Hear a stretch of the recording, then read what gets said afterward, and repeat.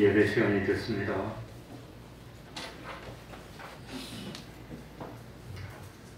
다 같이 묵상 기도드림으로 주일 오전 예배 시작하겠습니다.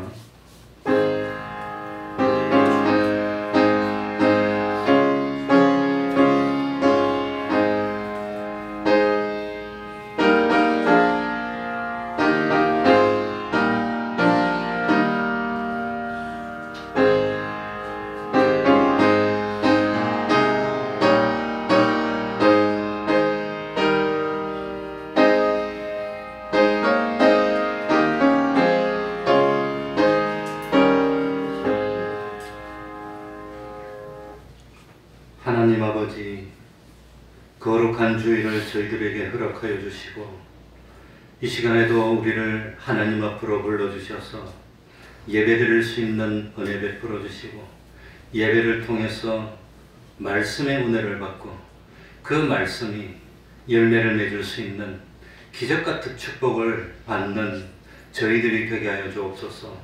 또다시 이렇게 코로나가 많이 유행하려고 그러고 있습니다. 하나님 아버지께서 지켜주지 않으면 우리들은 어떻게 될지 알 수가 없는 이런 때입니다.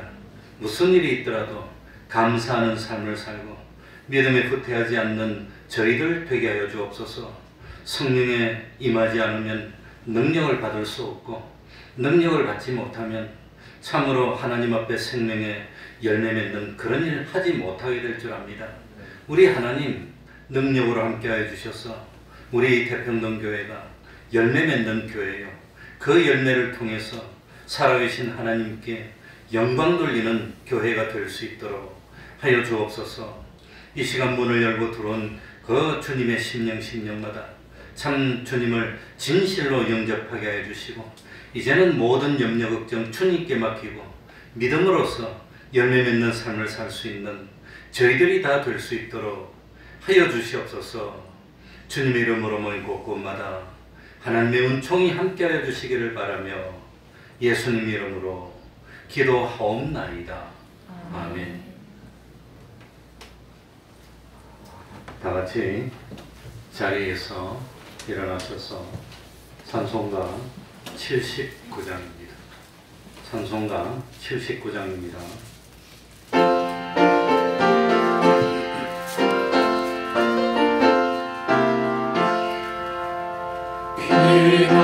피난처에 있으니 환난을 당한 자 이리오라.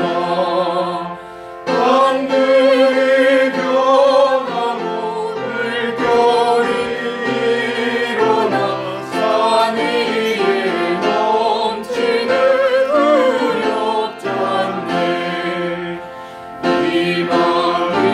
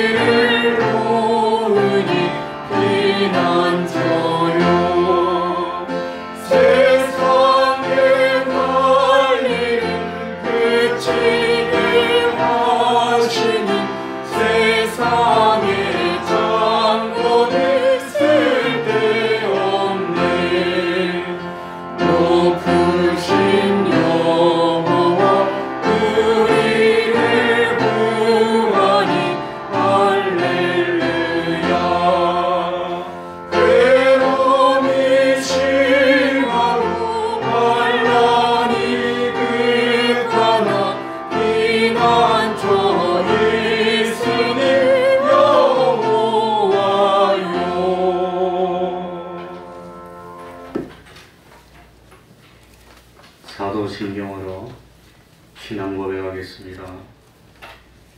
전능하사 천지를 만드신 하나님 아버지를 내가 믿사오며 그 외아들 우리 주 예수 그리스도를 믿사오니 이는 성령으로 잉태하사 동정녀 마리아에게 나시고 본디오 빌라도에게 고난을 받으사 십자가에 못 박혀 죽으시고 장사한 지 사흘 만에 죽은 자 가운데서 다시 살아나시며 하늘에 오르사 전능하신 하나님 우편에 앉아 저리로서 산자와 죽은 자를 심판하러 오시리라. 성령을 믿사오며 거룩한 공예와 성도가 서로 교통하는 것과 죄를 사하여 주시는 것과 몸이 다시 사는 것과 영원히 사는 것을 믿사옵나이다. 아멘. 자리에 앉으셔서 찬송가 258장입니다.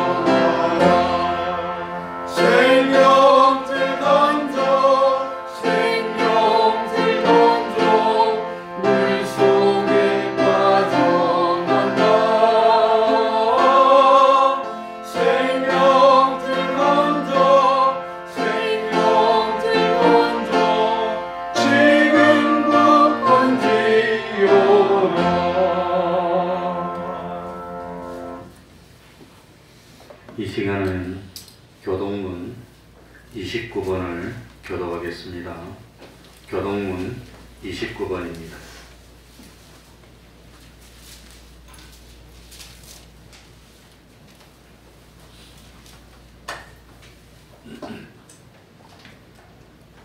교독하겠습니다.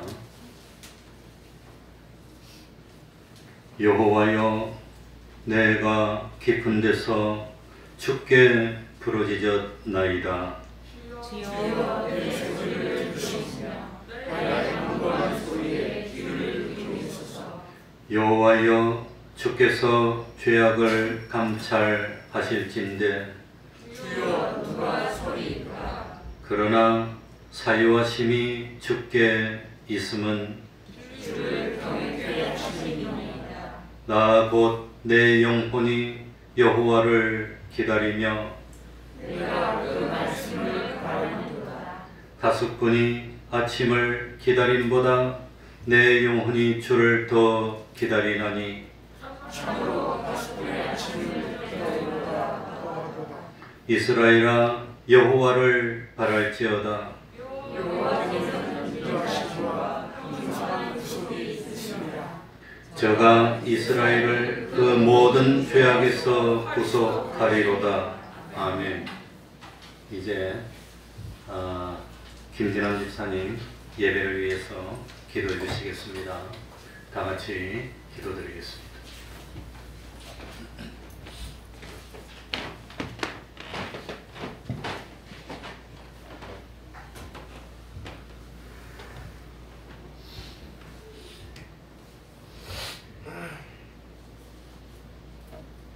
하나님 아버지, 감사를 드립니다.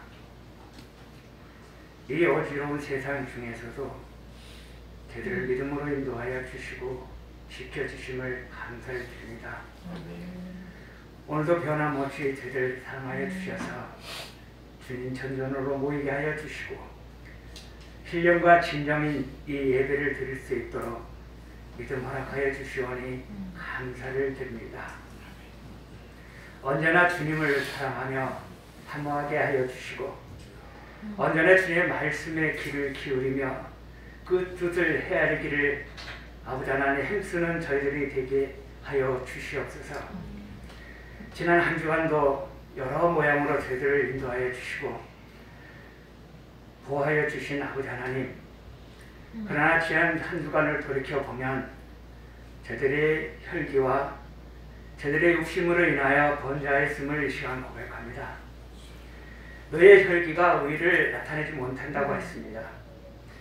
언제나 우리가 본이 되어야 될 삶이 되고 또 하나님 말씀 가운데 열매를 맺어야 될 텐데 우리의 삶은 언제나 이 어둠에 묻혀 살아가는 나약한 존재임을 이 시간 고백합니다. 그러나 한 줄기 빛으로 오셔서 저의 마음을 감동시켜 주시고 주의 말씀에 귀 기울여야 하는 주님의 자녀 되게 하여 주심을 감사를 드립니다. 언제나 그 말씀 속에서 승리하는 삶이 되게 하여 주시고 말씀으로 인하여 소망과 기쁨이 넘치는 삶이 되게 하여 주셔서 이 땅에서 하나님의 자녀임을 고백하며 간증하는 삶이 될 수 있도록 도와주시옵소서. 태평동 교회를 사랑하여 주시고 인도하여 주시고 운행하시는 주님의 은혜에 감사를 드립니다. 여러 가지로 어려운 상황 속에서 저희들 지치고 힘들지만 하나님께서 믿음으로 붙들어 주셔서 이 교회가 전차 하나님의 말씀 가운데 순종하며 그 말씀을 사모하며 아버지와 그 말씀을 전하는 데 힘쓰는 교회 되게 알려주심을 진심으로 감사를 드립니다. 여러 곳에서 숨어서 하나님 앞에 간구하는 그 간구의 삶들을 아버지 하나님 축복해 주시고 또 아버지 하나님 주를 위해 우리의 아픔을 내려놓고 주를 위해 헌신하는 손길들을 기억하여 주시옵소서. 저들의 삶 속에 어려운 일이 많이 있지만 그래서 주님 전을 나올 때마다 하나님 만나주시고 만져주시고 헤아려 주셔서 저들이 가정교회를 이루는데 부족함이 없는 믿음으로 인도하여 주심을 믿고 감사를 드립니다. 오늘도 이렇게 주님 앞에 나와 예배하는 사랑하는 자녀들이 하나님을 만나는 귀한 시간이 되게 하여 주시고 이 말씀으로 오시는 주님을 만나 한 주간도 승리하는 삶이 되게 하여 주시고 나아가 주의 말씀으로 열매 맺는 믿음의 자녀들이 다 될 수 있도록 은혜 가운데 인도하여 주시옵소서. 이 시간 단에 세우신 목사님, 언제나 주님의 말씀 가운데 무릎 꿇게 하여 주시고 하나님의 은혜와 하나님의 능력으로 붙들어 주셔서 이 어려운 시기에 정말 하나님이 기뻐하시는 주님의 제자 되게 하여 주시옵소서. 오늘도 말씀을 전하실 때에 땅에 떨어지지 않게 하여 주시고 우리 옥토밭에 힘기우는 말씀이 되게 하여 주셔서 말씀이 자라 열매를 맺을 수 있도록 은혜 가운데 인도하여 주시옵소서. 이 나라를 구보살펴 보시옵소서. 여러 가지 어려운 가운데 있습니다. 모든 사람들의 희망이 없습니다. 정치, 경제, 사회적으로 너무나 어려운 가운데 있습니다. 아버지, 저들이 참된 희망을 가질 수 있도록 은혜 가운데 인도하여 주시고 정치가 다시금 아버지 하나님 모든 국민들을 위로할 수 있는 그런 정치가 될 수 있도록 도와주시옵소서. 경제가 다시금 살펴봐질 수 있도록 이 코로나를 다스릴 수 있도록 은혜 가운데 인도하여 주시옵소서. 오늘도 예배하기를 원하오니 저들에게 신명과 진정으로 예배하는 위한 시간 되게 하여 주시고 오직 주님 영광 받아 주시옵소서. 모든 말씀 예수 그리스도 이름으로 기도드리옵나이다. 아멘.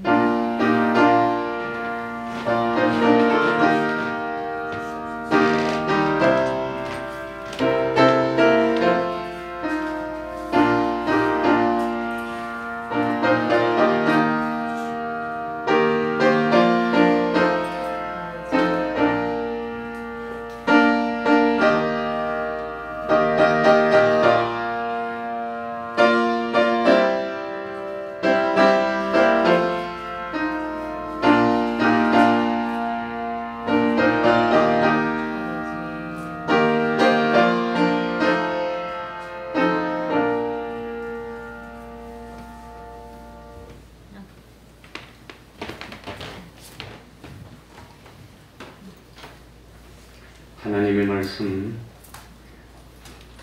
고린도후서 4장 16절입니다. 예배 순서에 있는 오후 말씀하고 바꾸어서 오전에 전하려고 합니다. 고린도후서 4장 16절입니다.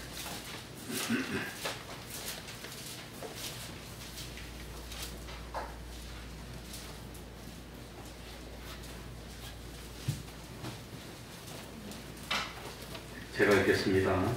고린도후서 4장 16절입니다.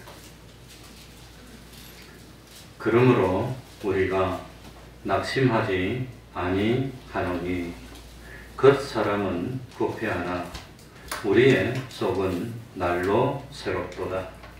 우리의 잠시 받는 환난에 경한 것이 지극히 크고 영원한 영광에 중한 것을 우리에게 이루게 함이니 우리의 돌아보는 것은 보이는 것이 아니요 보이지 않는 것이니 보이는 것은 잠깐이요 보이지 않는 것은 영원함이니라. 아멘. 그러므로 우리가 낙심하지 아니하노니 라고 말을 하고 있습니다.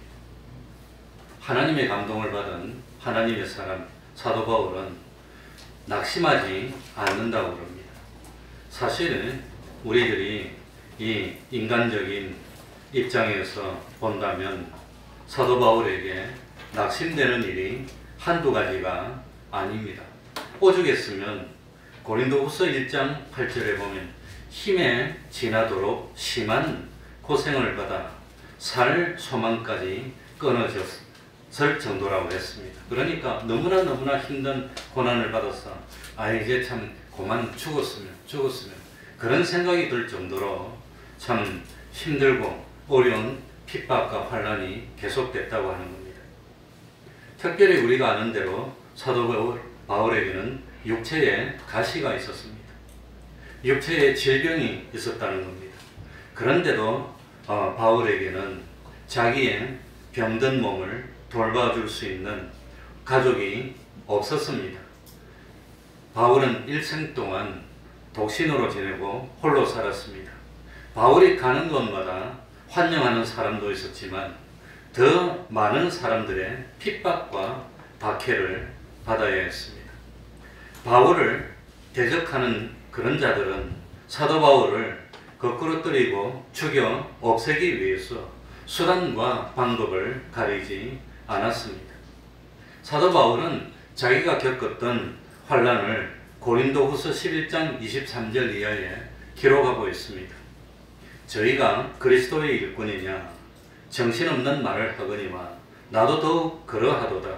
내가 수고를 넘치도록 하고 옥에 갇히기도 더 많이 하고 매도 수없이 맞고 여러 번 죽을 뻔하였으니 유대인들에게 40에 하나 감한 매를 5번 맞았으며 3번 태장으로 맞고 1번 돌로 맞고 3번 파선하는데 1주약을 기품에서 지냈으며 여러 번 여행에 강의 위험과 강도의 위험과 동족의 위험과 이방인의 위험과 시내의 위험과 광야의 위험과 바다의 위험과 거짓 형제 중에 위험을 당하고 또 수고하며 애쓰고 여러 번 자지 못하고 줄이며 목마르고 여러 번 굶고 춥고 헐벗었노라.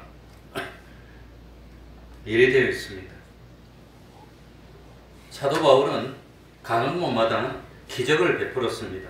병자를 고치고 심지어 죽은 자를 살리고 그렇게 역사를 일으키는 그런 하나님의 사람이었지만 남들이 모르는데 수많은 어려움을 겪었다고 하는 겁니다. 그러니 사도 바울이 유명한 하나님의 사람이고 기적도 베풀고 능력도 베푸니까 대접받으면서 잘 다닌 거 아닌가? 그런 게 아니라 오늘 읽은 이 말씀 보면은 구체적으로 언제 강도를 만났고 언제 파선하는데 일주일을 있었는지 그건 모르지만 참 남들이 모르는데 너서는 아주 어렵게 복음을 전했음을 우리들이 알 수가 있습니다. 왜? 어떻게 해서 그렇게 극한 환난 속에서 낙심하지 않고 견딜 수 있었을까? 첫 번째, 환난이 주는 유익이 뭔지 그걸 깨달았다는 겁니다. 그러니까 첫 번째, 환난이 주는 뭐가 있단 말이지요? 유익이 있다고 하는 겁니다. 예. 요즘 아이들 너무 참 온실 속에서 크는 것 같아요. 자, 우리 환난이 주는 유익이 뭔가? 참 사도 바울이 몸에 병이 있어 몹시 힘들었을 겁니다. 그래 저도 이게 뭡니까? 이 비염이 오래됐습니다. 뭐 참 대학생 때부터 내가 비염 때문에 코 수술을 했으니 지금 벌써 뭐 코 수술 한 40년이 되고 비염 수술만 내가 3번을 했습니다. 그런데도 지금 코가 막히면 저녁에 들어누워서 코가 막히면 아 이제 그만 살고 싶다 그런 생각이 들어요. 그러니 사도 바울이 얼마나 힘들었겠나. 그러나 이런 고통이 주는 유익이 있습니다. 우리 16절 다 같이 읽겠습니다. 16절입니다. 그러므로 같이 읽습니다. 시작. 그러므로 우리가 낙심하지 아니하노니 겉사람은 부패하나 우리의 속은 날로 새롭도다. 겉사람은 부패하나 겉사람은 병드나. 저도 뭐 참 있었는데 오늘 날씨에 저 뒤에 잠바까지 여기에 더 덮고 있었는데도 추워요. 자꾸 추워. 우리 홍련범은 잘 보고 춥냐고 물어보니까 안 춥대. 그러니까 이 얇은 거 하나 입고 끝에 이렇게 잠바를 입고 있더라고. 저는 얇은 거 입고 아니 이거 뭡니까? 오리털 조끼까지 입고 이러고 있는데도 추워. 그러고 거기에 잠바까지 더 입었어. 그래도 추워요. 이게 왜 그리 추운지 모르겠어요. 옛날에는 추위가 없었는데. 우리의 그 사람은 무엇하나? 불쾌하나? 아 나도 왜 노인네들이 그 뭡니까? 왜 그 겨울 되면 내일을 입나? 이해를 못했는데 이제 나도 내일을 입으려니까 너무 깝깝하고 안 입으니까 춥고 몸이 부패했습니다. 병들고 쇠약해집니다. 그런데 속사람은 더욱더 새로워져야 됩니다. 야, 속사람이 새로워져야 되는데 가만히 생각하면은 중요한 게 뭐냐? 우리가 평안하고 잘 될 때 믿음이 자라갈까요? 아니면 힘들고 괴롭고 어려울 때 믿음이 자라갈까요? 언제입니까? 평안하고 좋을 때 믿음이 자랍니까? 힘들고 어려울 때 믿음이 자랍니까? 힘들고 어려워 믿음이 자랍니다. 평안할 때 안만 그래도 뭐 탕자는 평안할 때 뭔 일 했지요? 아버지 떠나는 일 했어요. 아버지 떠나서 편안할 때는. 그런데 힘들고 어렵고 죽을 지경이 되니까 어떻게 했지요? 아버지께 돌아오면서 뭐라고 말합니까? 아버지의 품꾼의 한 사람으로 여겨줘도 좋게 하겠습니다. 그전에는 아들인데도 불평이 많았는데 실컷 고생하고 오더니 이제는 아들 대접 안 해줘도 그냥 아버지 밑에서 일만 시켜주고 밥만 먹여줘도 감사하겠습니다. 사람 됐어. 인간 됐다고 하는 겁니다. 믿음이 들어갔습니다. 사도 요한이 밤모섬에 귀양 같습니다. 사도 요한은 겉모습은 늙고 병들었습니다. 얼마나 외롭고 쓸쓸하고 고독했겠습니까? 그런데 사도 요한의 속사람은 더욱 새롭게 됐습니다. 그래서 지극히 높으신 하나님 나라의 영광을 볼 수 있게 됐습니다. 비로소 뭐가 됐습니까? 아무도 없는데 그 고독한데 힘든데 섬으로 유배되어 가서 홀로 있으면서 하나님 생각하다 보니까 신령한 믿음의 눈이 열리고 믿음의 귀가 열리기 시작했습니다. 그래서 밤모섬에서 사도 요한이 기도하는 가운데 하나님의 계시를 들을 수 있는 귀가 열리기 시작하고 하나님의 역사를 볼 수 있는 눈이 열리기 시작하고 그래서 보니까 천사들의 소리가 막 들리는 겁니다. 그 천사들의 참 화합하는 소리가 막 들리는 겁니다. 요한계시록 1장에 보면 나옵니다. 주님의 모습이 보이는 겁니다. 흰옷 같고 불꽃 같은 눈을 가지고 그게 막 계시가 믿음의 눈이 열렸어. 그래가지고 이 참 힘들고 어렵고 고독한 가운데 하나님께 기도하다가 눈이 열려서 요한계시록을 기록하게 됐다고 합니다. 오늘 본문을 기록한 사도 바울도 마찬가지입니다. 사도 바울은 다메섹으로 가는 길에 부활하신 예수님을 만났는데 이 부활하신 예수님이 어마어마한 빛으로 나타났습니다. 빛으로 나타나니까 그 강한 빛을 보고 눈이 멀어버립니다. 아무것도 보지를 못합니다. 사흘 후에 비로소 아나니아의 기로를 받고 난 뒤에 눈에서 비늘 같은 것이 벗겨지면서 보게 됐는데 과거에 좋았던 그 시력을 회복하지 못한 것 같습니다. 그래가지고 보기는 보지만 이거 참 눈이 나빠져서 많은 고통을 겪게 됐습니다. 그 나중에 성경에 보면은 자기가 사도 바울이 글을 적는데 직접 못 적어서 대필해 줬다는 말이 나옵니다. 그리고 아나니아 삽비라 부부를 표현하면서 나를 위해서 무엇이라도 빼어주었으리라 눈이라도 빼어줬으리라. 그게 눈이 안 좋고 눈 때문에 고통을 당하고 힘들고 하니까 눈이라도 빼어줬으리라. 그렇게 참 말할 만큼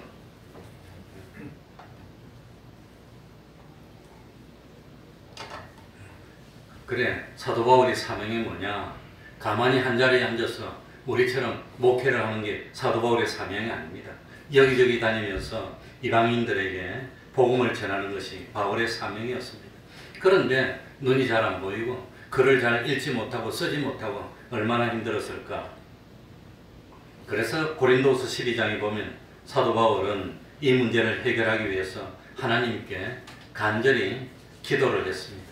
주님, 내게 육체의 가치가 있는데 이것 때문에 복음 전하는데 얼마나 힘듭니까? 이 육체의 가치를 제거하여 주십시오. 하나님의 영광을 위해서라도 나에게서 이 육체의 가치를 제발 좀 없애주십시오. 3번이나 간절하게 기도했습니다.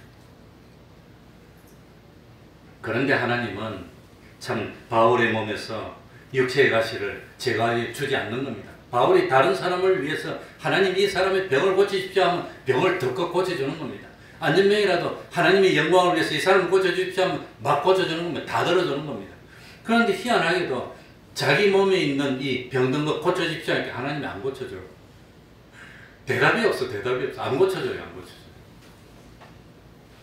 그러더니 3번째 기도하니까 하나님이 그만해라. 모세도 자기 어려운 문제를 두고 3번 기도했더니 하나님이 신명기에 뭐라 했죠? 그만 기도해라 그랬어. 그만 기도해라. 나의 은혜가 너에게 뭐하다 그랬죠? 족하다 그랬어. 이미 준 은혜만 해도 충분한데 가시 그거 안 없어져도 돼. 그 말입니다. 그러니까 참 바울이 죽은 유두고를 살리기까지 하면서 그렇게 참 기적을 많이 베풀었는데 그런데 알고 보면 바울이 그렇게 기적을 베풀고 가면서 교회를 세우고 막 병자를 고치고 환영해주는 바울의 제자들이 수두룩하게 있고 그러니까 좋은 것 같았지만 그러나 바울은 편안하게 복음을 전하면서 다닌 게 아니라고 하는 겁니다. 가다가 강도를 만나고 가다가 절벽에 떨어져서 죽을 뻔을 하고 배를 타고 가다가 배가 파손해서 일주야를 기품에서 지냈다고 합니다.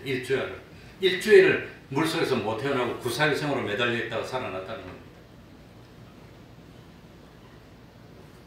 왜 다른 사람의 병은 고쳤는데 자기의 육체의 가시를 하나님이 제거해 주지 않았나? 하나님께서 바울에게 환난과 핍박에 가시를 준 의도가 있다고 하는 겁니다. 나의 은혜가 너에게 족하다. 이는 내 능력이 약한 데서 온전하여 짐이니라. 이렇게 말합니다. 그래서 사도 바울이 깨닫게 됐습니다. 야, 내가 생각할 때는 내가 하는 일이 잘 되고 내가 형통하고 내가 참 다른 사람 앞에서 합격도 하고 사업도 잘 되고 몸도 건강하고 그래야 하나님께 영광이 돌리진다고 생각했지만 그 반대였다고 하는 겁니다. 오히려 자기 몸에 육체의 가시가 있기 때문에 자기 몸에 있는 병이 안 고쳐지기 때문에 그러기 때문에 하나님께 영광이 더욱더 하나님께 영광을 돌릴 수 있다는 그 비밀을 깨닫게 됐습니다. 그러니까 바울이 갑니다. 에베소 와가지고 보니까 에베소에 병자가 있어요. 그래가 병자를 불러와서 많은 사람이 보는데 딱 기도를 했더니 병자가 불컥 낫는 겁니다. 사람들이 놀래가지고 그냥 무릎을 꿇고 하나님께 영광 돌리고 그런데 가만히 보니까 다른 사람 병은 다 고쳐지는데 사도 바울이 자기는 눈이 나빠가지고 잘 보지도 못하고 글자도 읽지도 못하고 쓰지도 못하는 그 병을 자기 병을 못 고치는 거예요. 그러니까 뭘 깨달았냐? 병 고치는 능력이 사도 바울에서 나온 것이 아니라 누구에게서 났단 말입니까? 하나님에게서 나온다는 걸 깨닫게 됐다고 하는 겁니다. 만약에 자기가 능력이 있어서 병을 고친다면 자기 병 다 고치지. 근데 자기 병은 못 고치는 겁니다. 그래서 이때부터 사람들은 사도 바울이 병을 고칠 때마다 사도 바울에게 영광을 돌리는 것이 아니라 누구에게? 하나님께 영광을 돌리고 자기가 병이 있는 걸 자기가 못 고치는 것 때문에 사도 바울이 기적을 행할 때마다 하나님께 더 영광을 돌리게 되더라고 하는 겁니다. 그래서 야, 나의 육체의 가시를 통해서 하나님의 영광이 더욱 확실하게 드러난다는 사실을 깨닫게 됐고 이제는 사도 바울이 하나님 앞에 이 육체의 가시를 고쳐주세요. 그 말 안 하게 됐습니다. 오히려 육체의 가시 있는 것이 복음의 신앙생활에 더 참 도움이 되구나. 그걸 깨닫게 됐다고 하는 겁니다. 그런데 사도 바울이 자기 몸이 죽을 지경이 됐는데 하나님이 몸을 고쳐준 적이 한 번 있습니다. 언제지요? 사도 바울이 로마로 압송되어 가다가 멜리데라는 섬에서 참 과동 겨울을 나게 됐는데 그때 독사에 물렸는데 죽을 줄 알았는데 아무렇지도 않은 거예요. 그거 보니까 하나님이 필요하면 사도 바울의 병도 고쳐주는데 눈에 있는 가시 그거는 안 고쳐주는 게 더 유의하니까 일부러 안 고쳐줬다고 합니다. 그러니까 믿음이 없는 사람들은 환난을 당할 때 쉽게 낙심합니다. 잘못하면 원망하기도 쉽습니다. 왜 그렇습니까? 환난이 주는 유익을 알지 못하기 때문입니다. 그러나 믿음 있는 우리는 달라야 되는 겁니다. 환난이 주는 유익을 알기 때문입니다. 하나님이 능력이 부족해서 우리를 사랑하지 않아서 우리에게 환난을 주시는 것이 아니라고 하는 겁니다. 환난이 우리에게 주는 참 유익이 있기 때문입니다. 그래서 참 나에게 정말로 풀리지 않은 어려움이 있으면 우리는 뭐라고 기도합니까? 하나님 이 어려움만 없애주세요. 요것만 없애주면 인생이 다 잘 될 것 같아요. 이 문제만 해결하면 될 것 같습니다. 그렇게 기도하는데 하나님은 뭐라고 말씀하시느냐? 이 어려움을 통해서 내가 좀 신앙이 나아지고 하나님을 좀 바로 믿고 참 이 하나님 앞에 신앙생활이 좀 더 한 차원 높은 그런 수준의 신앙이 되기를 원한다고 하는 겁니다. 그걸 깨달아야 됩니다. 두 번째로 사도 바울이 낙심하지 않는 이유는 뭐냐? 환난으로 끝나는 것이 아니라 환난 다음에 뭐가 기다리고 있습니다? 영광이 기다리고 있다는 걸 깨달았다고 하는 겁니다. 그 17절입니다. 다 같이 읽어봅시다. 우리의 17절입니다. 다 같이 읽습니다. 시작. 우리의 잠시 받는 환난에 격한 것이 지극히 크고 영원한 영광에 중한 것을 우리에게 이루게 하니니. 환난을 딛고 일어서면 그 환난 너머에는 굉장한 영광이 기다리고 있다는 걸 알게 됐습니다. 그래서 17절에 지금 우리가 받고 있는 환난과 앞으로 우리가 누리게 될 영광을 비교하고 있습니다. 환난은 잠시입니다. 그러나 영광은 뭐라고 해놨지요? 영원하다고 하는 겁니다. 또 환난은 참 지극히 경한 겁니다. 별거 아닙니다. 그 환난에 비하면 영광은 지극히 뭐하다 그랬지요? 크다고 그랬어요. 크다고 그랬어요. 그러면 참 지금 받는 환난이라는 지극히 작은 환난이라는 대가를 지불하고 그리고 영원하고도 지극히 큰 영광을 그것으로 얻게 된다면 환난은 가치가 있단 말입니까? 가치가 없단 말입니까? 가치가 있다고 하는 겁니다. 가치가 있다고 하는 겁니다. 그러니까 사도 바울은 그 사실을 깨달았다고 하는 겁니다. 우리들도 그 사실을 깨달아야 됩니다. 지금 예수 믿는 것 때문에 어려움을 당하면 지난 토요일인가? 지난 토요일이구나. 응? 그래 참 뭡니까? 참 교회 앞에서 찬양하고 전도를 했습니다. 1시간 동안 오후 4시 좀 지나가지고 앞에 가지고 찬양하는데 우리 조청 집사님 안 오면 나한테 전화해서 여자가 요즘 혼자 찬양 전도하면 좀 위험하니까 어떤 미치겠이 같은 사람이 와서 또 뭐 위해를 가하고 그러니까 내가 옆에가 안 있으면 불안해서 안 돼. 우리 조청 집사님 오시면 좀 안심이 되고. 근데 어제는 전화가 안 오는 거 보니까 조청 집사님 오셨나 봐. 둘이 찬양전도 하고 있는데 전화가 왔더라고. 나보고 빨리 오라고. 왜 그러냐 했더니 누구 와서 행패를 부리고 그런데 조청 집사님이 있는데도 우리 조청 집사님은 워낙 젠틀맨이라서 행패를 부리도 이러는가 봐요. 나 같으면 그냥 와가지고 그냥 와장창 하고 그러는데 목사라도 이래 젠틀맨이에요. 그러더니 왜 그러냐 하니까 어떤 사람이 술 취했는지 모르지만 와가지고 지금 이 시국에 그냥 이런 거 한다고 막 그러더래. 막 그냥 그러고 뭐라 하더래. 네? 그럼 이 시국에 뭐 하지? 그래서 내가 참 우리 찬양전도 하는 것 때문에 얼마나 핍박을 많이 받고 심지어 방해를 많이 받고 아마 수십 번 그냥 경찰에 신고해서 출동을 하고 그래도 찬양전도를 다 했는데 가르쳐줬어요. 그렇게 하는 사람은 집회를 방해하면은 집회 방해죄라는 처벌조항이 있습니다. 집회와 시위에 관한 법률에 보면 처벌조항이 있습니다. 그러니까 이 종교 행사는 필요하면 집회 신고를 하고 해도 되지만 집회 신고를 안 해도 됩니다. 순수한 종교 행사는. 그러니까 내가 경찰서 가서 집회 신고하고 찬양전도를 하려 했는데 법률을 보니까 종교 행사는 집회 신고 안 해도 되도록 되어 있고 그 집회를 방해하면 처벌하게 되어 있어요. 그래서 어떤 사람이 우리 교회 집회하는 사람들 자기가 400명 도장을 받아가지고 진정서를 쓰겠다고 하더라고요. 쓰라고 그랬지. 그 진정서 썼는지 구청에서 사람들이 왔어. 우리 보고. 그래서 우리가 몇 데시벨로 하는지 재보고 피해가 있는지 다 해보고 법을 어긴 거 있으면 내가 처벌받고 아니면 집회 방해하는 그 사람 내가 집어넣겠다고 그랬더니 그 다음부터 말이 없어요. 우리가 법을 어기지도 안 하고 야간에 하는 것도 아니고 낮에 하고 있고 찬양전도하고 조그맣게 하는데 그전에는 앰프 이거 큰 거 가지고 온 마을이 쾅쾅하게 했는데 이제는 조그만 거 가서 앞에만 들리게 하는데도 그리 방해를 해요. 그래 방해를 해서 참 어려움을 당했는데 좀 있으니까 어떤 교회 장로님이 지나가면서 수고한다고 봉투 하나 주고 갔어요. 어제 그거 가지고 내 회 사 먹었어요. 봉투 열어보니까 10만 원이 들었더래요. 환란이 그런 것이. 그러니까 여자들이 잉태를 하게 되면은 고통을 당합니다. 나중에는 입덧에서 밥도 제대로 못 먹고 좀 지나면 배가 부르면 잠도 잘 못 자고 화장실도 가고 살이 찌가지고 엉망이 되고 스타일 다 구기고 얼마나 그냥 힘듭니까? 그 힘들고 어려우니까 낙심합니까? 낙심하지 않습니까? 낙심 안 합니다. 왜 그러죠? 좀 있으면은 생명이 탄생하면 너무 이쁘니까. 그래가지고 이 처음에 애 낳을 때는 그냥 다시는 안 나온다 그러는데 또 나요. 왜? 애 보면 너무 좋아가지고 옛날에 고생을 다 잊어버려. 다 잊어버려요. 재밌는 이야기는 미국의 마가렛 미첼이라는 여자가 있었습니다. 마가렛 미첼 아는 분이 있습니까? 없습니까? 아는 사람 한 사람이라도 있으면 안 돼. 재미가 없어 안 돼.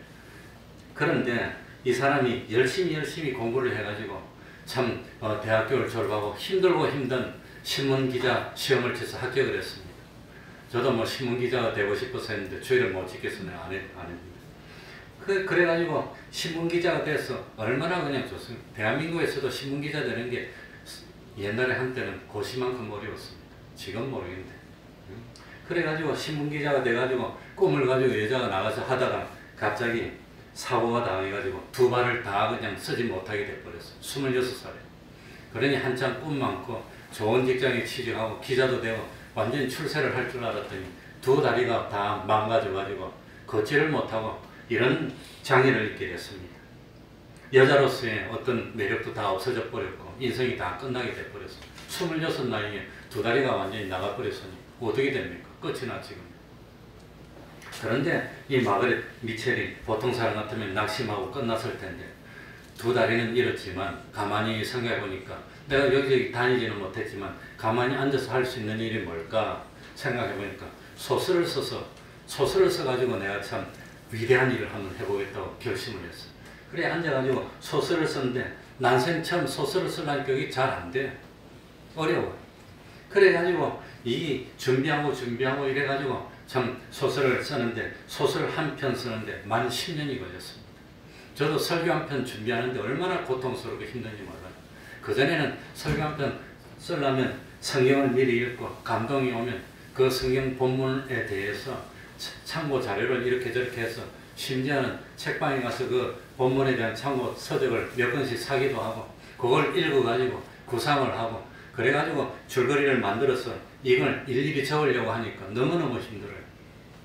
저는 아직도 이렇게 적고 있습니다. 연필로. 이게 습관이 돼가지고.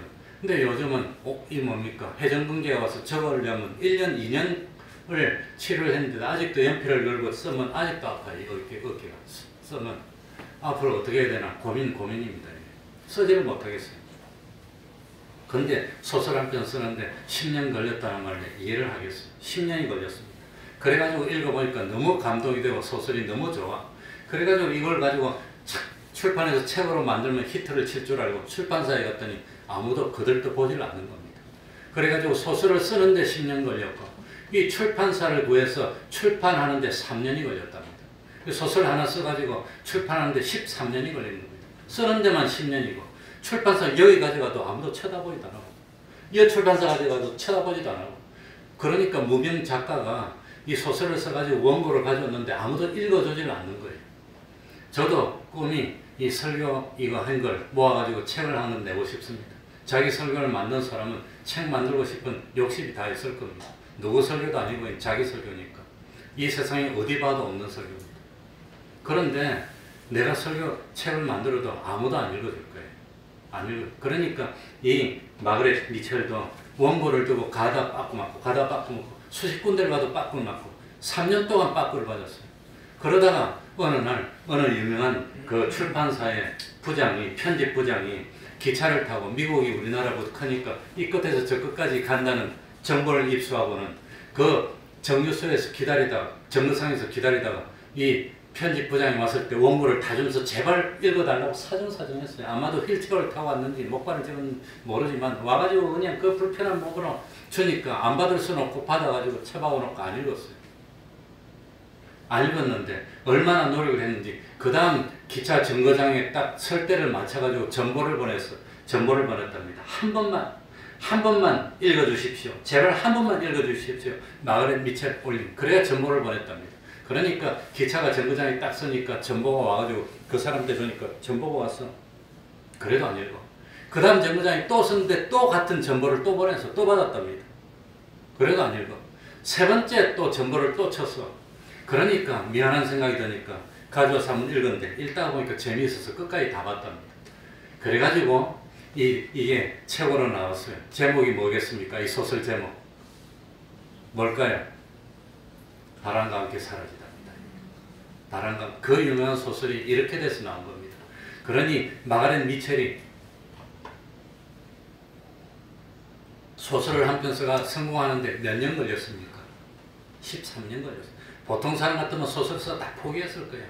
1년 12달을 찾아다니도 아무도 안 봐.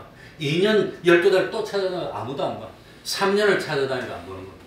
근데 그걸 끝까지 해가지고 만드는 겁니다. 성공이 쉽게 된 줄 아는데 쉽게 되는 성공이 없습니다. 그렇게 힘들게 했기 때문에 그러니까 실패하지 않는다는 겁니다. 그러니까 남들이 잘 되는 거 보면 그래 내 전도사 때 어떤 교회에 있었는데 그 장로님이 돈을 많이 벌었어요. 이거 아마 지금 있는 재산만 나보고 불러가지고 자랑을 하더라고. 요 땅만 600억이라고 그러더라고. 돈을 많이 벌었는데 근데 자기가 돈 버니까 자기 옆에 있는 아무튼 누구도 자기가 사업하는 거 보니까 쉽게 된 줄 알고 옆에 갖고 자기도 하겠다고 나서 그러더라는 거예요. 쉽게 안 됐는데 남들이 보면 성공하고 좋은 모습 그것만 보이는데 그 이면에 숨어있는 눈물의 노력은 그건 안 보이는 겁니다. 사도 바울도 마찬가지입니다. 가면서 교회를 세우고 그렇게 잘했지만 그 어려움 당한 건 구체적으로 적어놓으면 아마 성경보다 분량이 많을 거예요. 그건 다 모르는 겁니다. 한마디로 해서 그렇죠. 그러니까 환난 너머에 영광이 기다리고 있다는 걸 알기 때문에 언젠가 때가 되면 되겠지. 낙심하지 않는 겁니다. 길었죠. 세 번째는 목적이 있습니다. 목적. 18절 읽어봅시다. 우리의 돌아보는 것은 다 같이 읽겠습니다. 우리의 돌아보는 것은 시작. 우리의 돌아보는 것은 보이는 것이 아니라 보이지 않는 것이니 보이는 것은 잠깐이요 보이지 않는 것은 영원하니라. 돌아본다는 게 뭡니까? 관심을 가지고 의지를 가지고 쳐다보는 게 그냥 멍하고 보는 게 아니라 어떤 의지를 가지고 보는 게 돌아보는 겁니다. 사도 바울의 관심사는 눈에 보이는 것이 아니라 눈에 보이지 않는 겁니다. 그러면 눈에 보이는 것과 보이지 않는 16절에서 보이는 것은 뭐지요? 그 사람이 후패하는 겁니다. 보이지 않는 것은 뭐지요? 새 사람이 새롭게 되는 겁니다. 속 사람. 17절에서 보이는 것은 뭐지요? 환난에 경한 겁니다. 그런데 보이지 않는 것은 뭐지요? 영원한 영광에 중한 것은 지금 보이지 않지만 보이지 않는 것 그걸 바라보는 그게 믿음이라는 겁니다. 마지막으로 이야기를 하나 해주고 마칠 겁니다. 세상에 두 가지 종류의 사람이 있습니다. 두 가지 종류. 몇 가지 종류의 사람이 있죠? 두 가지 종류. 그러니까 우리 인생 앞에는 즐겁고 재미있고 좋고 기쁜 일도 있고 힘들고 어렵고 고통스럽고 하기 싫은 일도 있습니다. 그런데 이런 두 종류의 일이 있을 때 즐겁고 재미있고 좋은 일을 먼저 하고 힘들고 고통스러운 것을 나중에 하는 한 부류의 사람이 있습니다. 또 한 부류의 사람은 어렵고 힘들고 싫은 일을 먼저 하고 즐겁고 좋은 일은 나중에 하고 어느 사람이 성공할까요? 힘들고 어려운 걸 먼저 하고 기쁜 것을 나중에 하는 사람이 성공할까요? 아니면 기쁘고 좋고 쉬운 거, 재밌는 거, 즐거운 걸 먼저 하고 싫고 힘들고 나중에 하는 이 사람이 성공할까요? 어느 사람이 성공할까요? 네? 어떤 사람이 성공할까요? 그래서 놀라운 사실은 성공하는 사람은 거의 전부가 먼저 힘들고 어렵고 하기 싫은 일을 먼저 선택해서 하는 사람들이 성공하더라고 하는 겁니다. 이 사실을 발견한 사람이 스콧 팩이라는 사람입니다. 그래서 M. 스콧 팩이 이 사실을 발견하고 쓴 책이 뭐냐? The Road Less Traveled. 아직도 가야 할 길이라는 책입니다. 저도 책 한 사서 읽어봤습니다. 그러니까 성공하는 사람은 이 사람이 심리학자고 정신과 의사인데 이 사람이 딱 해가지고 사람들을 한 100명인 100명, 200명인 200명을 10년, 20년 추적해가지고 관찰하는 겁니다. 관찰해보니까 힘들고 어렵고 하기 싫은 일을 먼저 하고 그리고 쉽고 좋고 재밌고 누구나 하고 싶어하는 일을 나중에 하는 그런 사람과 반대 사람을 딱 보니까 힘들고 어렵고 하기 싫은 일을 먼저 하는 사람이 성공했다는 거예요. 자, 우리 예를 들어 봅시다. 학생들이 있습니다. 학생이 하고 싶고 참 재밌고 즐거운 일이 뭐지요? PC 게임 하는 거. 친구 만나서 노는 거. 예? 요런 거. 그리고 학생들이 제일 싫어하는 게 뭐지요? 공부하는 거. 그러면 노는 걸 먼저 하고 공부를 나중에 합니까? 공부를 먼저 하고 나중에 놉니까? 뭐가 먼저지요? 보통 학생들은 노는 걸 먼저 하고 싶어요. 다 놀고 오늘까지만 놀고 내일 공부할게. 요번엔 놀고 다음에 할게. 이 실패하는 사람이 전형입니다. 그래가지고 시험이 있으면 먼저 요 놀고 그 다음에 밤 10시부터 딱 머리띠하고 공부해야지. 그래서 놀다 보면 12시까지 놀고 1시까지 놀고 2시까지 놀고 그래가지고 참 뭡니까 공부는 에이 오늘 말고 내일부터 하죠. 그러고 딱 자고 내일이 오늘 되면 또 뭐랍니까 야 재밌고 즐겁고 놀고 게임하는 거 요거 먼저 하고 그 다음에 나중에 공부하면 되지 뭐. 그런데 놀다 보면 자, 절제가 됩니까 안 됩니까? 절제가 안 돼. 그래가지고 또 공부는 다음에 또 하고 이게 하루 쌓이고 이틀 쌓이고 10년 쌓이고 20년 쌓이고 어마어마하게 차이가 나는 겁니다. 그런데 학생들이 싫어하는 거 공부는 안 하면 안 되니까 싫고 힘들지만 그래도 자기가 싸우면서 이겨서 먼저 공부하고 숙제도 하고 할 거 다 하고 그 다음에 30분 남으면 30분 동안 게임하면 그렇게 즐거워요. 그러니까 반드시 해야 되지만 싫고 힘들고 어려운 것을 뒤로 미룬 사람은 놀면서도 마음이 편할까요? 찝찝할까요? 마음이 찝찝해. 그러니까 공부 안 하고 노는 학생은 놀지만 마음이 찝찝하고 자꾸 눈치를 봐. 항상 찝찝해. 그런데 먼저 공부 다 해놓고 예습도 하고 자습도 하고 다 해놓고 노는 사람은 부담이 없어. 얼마나 재밌게 노는지 성공하는 겁니다. 그러면 그걸 학생 말고 우리 젊은이들한테 대입하면은 요즘 욜로라 그럽니다. 욜로. 네? Only your one life입니까? Life one이야. Life once one. Only your life. 욜로입니다. 오바마가 말해서 유명해졌는데 요즘 세상에 그런 마음이 들어서 완전히 다 망쳐요. 젊은 사람들이 돈 좀 벌면 그거 가지고 노는 거 그게 재밌고 즐거운 일입니다. 일 열심히 하고 저축하는 거는 그건 하기 싫은 일입니다. 그러니까 젊어서 노세 먼저 저렇게 놀고 적당히 즐기고 이 욜로에서 더 나아가서 요즘 워라벨입니다. 워크 라이프 밸런스입니다. 맞죠? 그러니까 적당히 일하고 놀고 즐기자. 그게 요즘 세대가 돼서 즐기고 그리고 인생 뒤에 나중에 뭡니까? 이거 뭐 참 열심히 하면 안 되나? 그렇게 하는 사람은 평생 아무것도 못하는 겁니다. 평생 못해요. 나중에 보면 나이가 30이 되고 40이 돼도 엄마 용돈 이러고 앉았다고. 나이 50대도 엄마 용돈 이럴 거야 아마. 독립을 못하고. 그런 사람. 그러나 먼저 젊은 시절에 그냥 뭐 열심히 해가지고 이렇게 해놓고 집도 하나 마련하고 뭐 하고 나중에 나이가 차서 기쁜 거 즐거운 거 하지. 그런 사람은 성공한다는 겁니다. 그러니까 뱁새가 황새 흉내 내려면 찢어지고 못 사는 법입니다. 뭐 좋은 데 가고 싶겠지, 잘하고 싶겠지만 그건 망하는 지름길이라고 하는 겁니다. 그러니까 젊은 시절에는 절제하고 조절하고 많이 모으고 나이 들어서 여유가 생기면 놀자는 겁니다. 이거 똑같은 원리를 제일 중요한 게 신앙에 적응시키는 겁니다. 자, 신앙에 적응시키면 참 뭡니까? 지금 우리가 하기 싫고 힘들어하고 어려운 게 뭐지요? 십자가입니다. 십자가 지는 겁니다. 주와 복음을 위해서 하나님 말씀 순종하는 겁니다. 지금 즐겁고 좋은 건 뭐지요?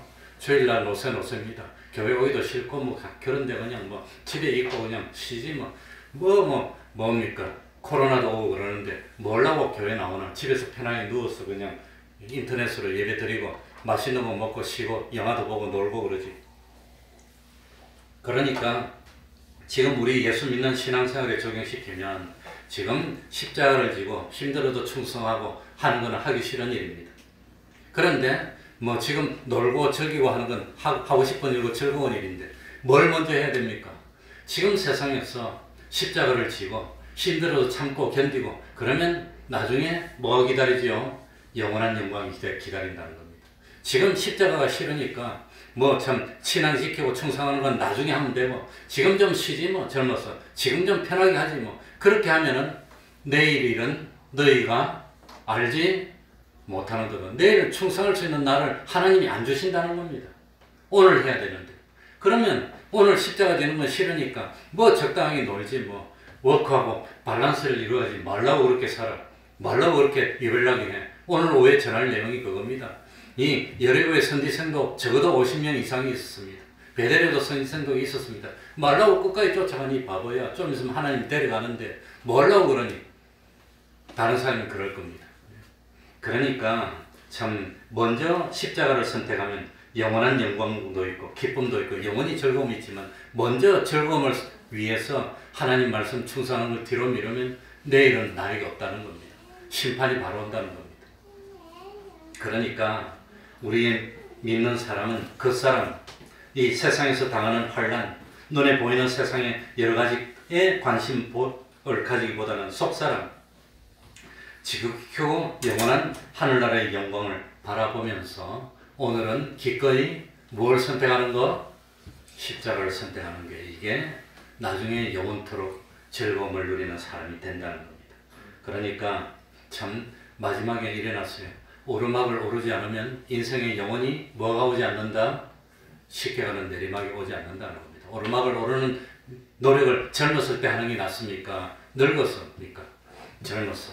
우리 속담이 참 맞아요. 젊어서 고생은 일부러도 하는 겁니다. 먼저 힘들지만 어렵지만 열심히 충성하면 그 다음에 영원한 영광이 있는 줄 믿습니까? 이 말씀을 생각하면서 통성으로 읽읍시다.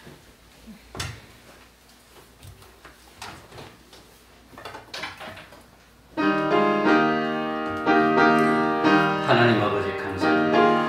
감사합니다. 주님이여 감사합니다. 하나님 아버지 참으로 참 먼저 충성, 먼저 그 나라를 구할 수 있는 저희들이 될 수 있도록 해주십시오.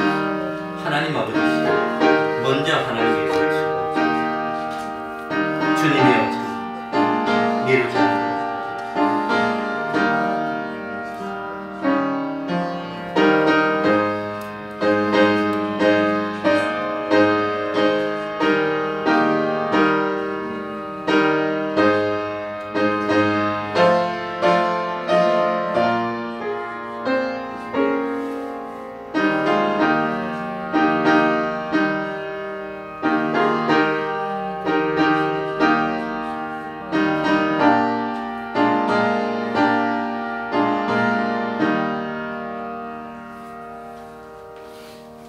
찬송 올리겠습니다.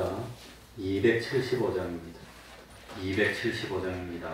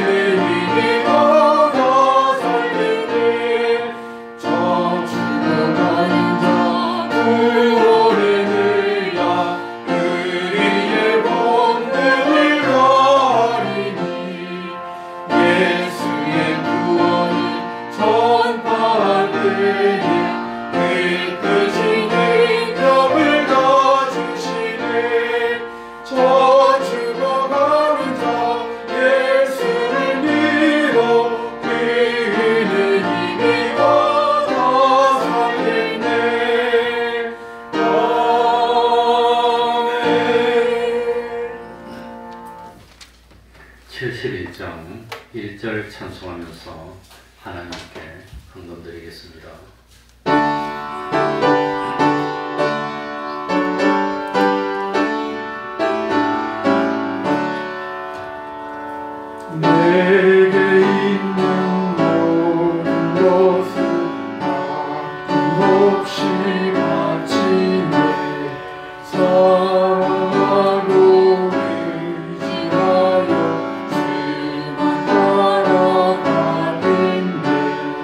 주께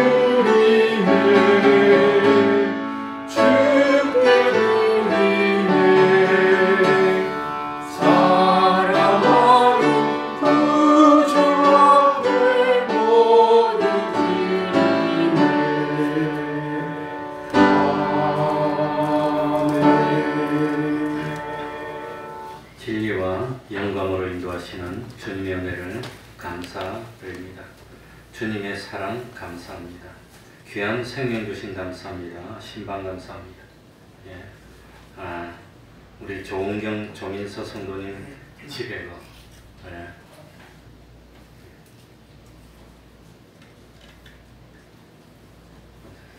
우리를 구원해 주시고 세밀하게 인도해 주시는 은혜 감사합니다.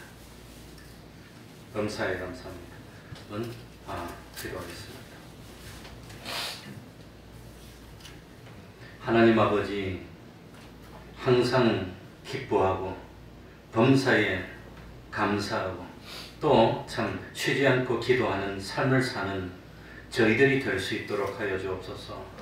우리를 구원해 주시고 세밀히 인도해 주시니 감사드립니다. 참 귀한 생명 주시니 감사합니다. 그 가정이 하나님의 축복의 가정이 될 수 있도록 은혜 베풀어 주옵소서. 주님 사랑하여 주시니 감사합니다. 진리와 영감으로 인도하여 주시니 감사합니다. 항상 감사하면서 참 충성하기를 내일로 미루는 저희들이 되지 않도록 하여 주시고 먼저 그 나라 복을 구하고 먼저 십자가를 선택할 수 있는 용기와 담력과 믿음 허락하여 주시고 그리고 참 영원한 영광에 중한 것을 나의 것으로 누릴 수 있는 저희들 다 될 수 있도록 은혜 베풀어 주시옵소서. 예수님 이름으로 기도하옵나이다. 아멘.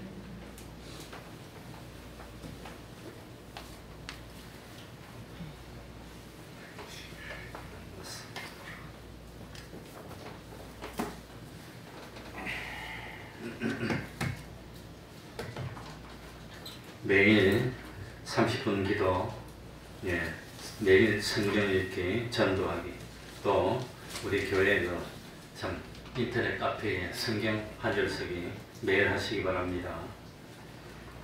다음 주에는 3번 교회 김윤수 목사님이 오셔서 오전 예배를 인도하겠습니다.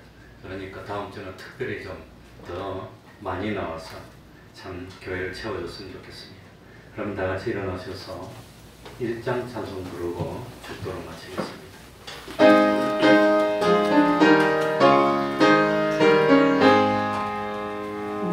만복의 근원하나님 온 백성 찬송 드리고 저 천사여 찬송하세 찬송 성부 성자 성령 아멘. 우리 주 예수 그리스도의 은혜와 하나님 아버지의 사랑하심과 성령님의 교통하심이 항상 함께하기를 축원하옵나이다. 아멘.